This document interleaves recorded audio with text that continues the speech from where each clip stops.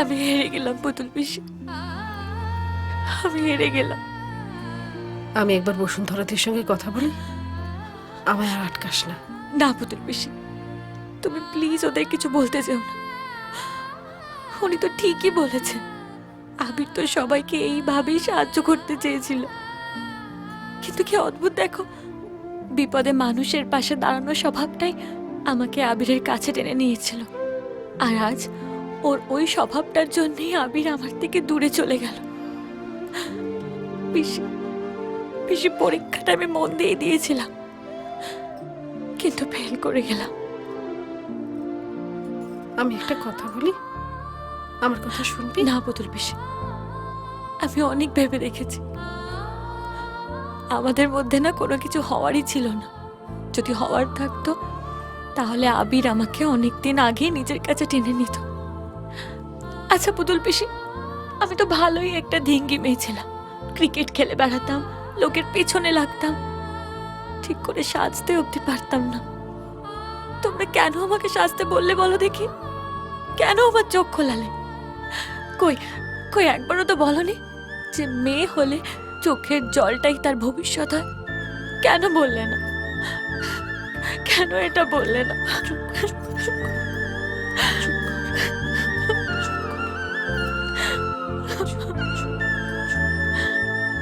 আমি জানতাম আমার আর আবিরকে ফিরে পাওয়ার কোনো আশা নেই।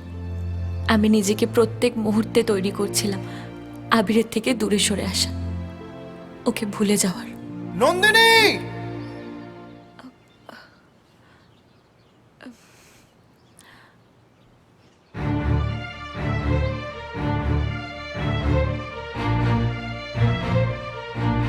একটু এদিকে আসবি, কথা আছে।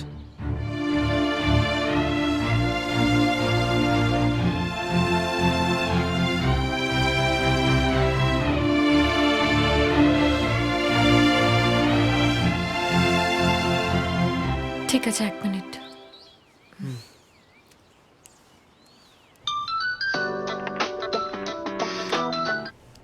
Yes, Nandini. Tell me.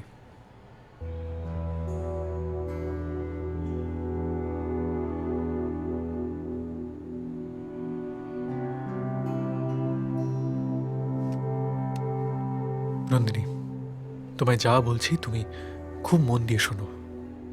এতদিন ধরে যা বলেছি, যা শিখিয়েছি, সব ভুলে যাও। And remember, everything is fair in love and war. আর কোনো থিওরি মনে রাখবে না। And trust me, I know তুমি সব হার্ডল পার করবেই। Best of luck. Take one. Wait. Now take one.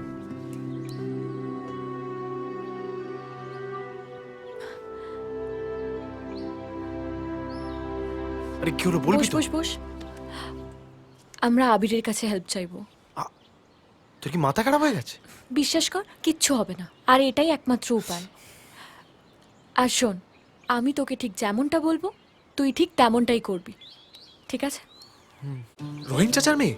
তুই আর কাউকে পেলি না? তুই জানিস রহিম চাচা একজন রেসপেক্টেড মানুষ, আর ওর মেয়ে পালিয়ে গেছে শুনলে তোর সংসারটাই নষ্ট হয়ে যাবে। দেখ, আমরা যখন প্রেম করেছিলাম তখন এইসব ভেবে করিনি। তো যদি মনে হয় আমরা দুজন দোষ করেছি, তাহলে হ্যাঁ, আমরা দোষ করেছি ভালোবেসে। আর আমি ওকে ছাড়া বাঁচবো না, আর ও আমার ছাড়া বাঁচবে না, ব্যাস। ও তোকে ছাড়া বাঁচবে না? না, তুই আমাদের হেল্প করতে পারবি কিনা এইটুকু বল। দেখ, তুই যা ভালো বুঝিস কর, কিন্তু আমার থেকে কোনো হেল্প এক্সপেক্ট করিস না। আবির, আমি কাউকে বাড়ি থেকে পালনে না হেল্প করেছি, না করবো। আরে তুই কিছু বল না। আরে যা, চলে যাচ্ছে তো। তাহলে শ্রীপর্ণা দিয়ে ইন্দ্রদার বিয়েটা কেন দিয়েছিলে? সে তো ওদেরকে অনেকদিন ধরে চিনি বলে। ও, আর নাসিমার সাথে আলাপটা বুঝি আজই হলো, তাই না? আমি তো জানতাম যে আমার দাদাই একমাত্র পাল্টিবাজ, কিন্তু আবির বন্দ্যোপাধ্যায়ের কথার দাম কোথায় গেল? দুজন মানুষ দুজনকে ভালোবেসেছে, কোনো ক্রাইম তো করেনি, তাহলে ওদের হেল্প করবে না কেন?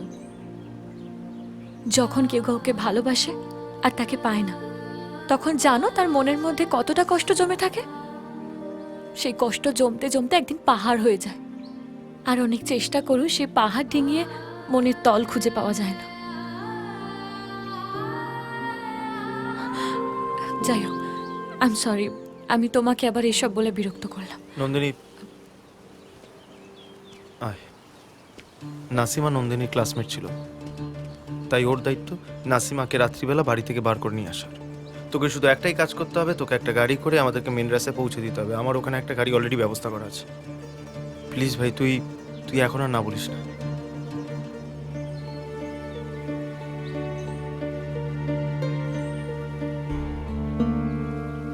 জীবনে এই প্রথম একটা কাজ যেটায় কোনো ঢপ নেই। ও বুঝে না সে, বুঝে না কি দরদ, সে তো আজও বুঝে না।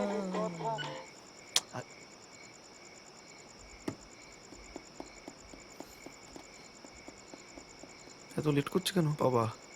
বসে বসে কিস খেয়ে যাবো।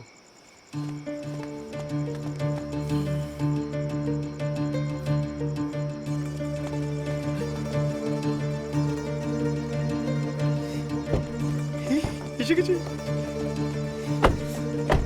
দাও দাও দাও দাও, দাও দাও, তাড়াতাড়ি তাড়াতাড়ি।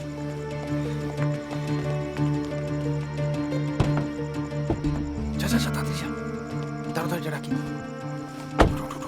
ফাস্ট ফাস্ট, চো চো চো চো চো চো।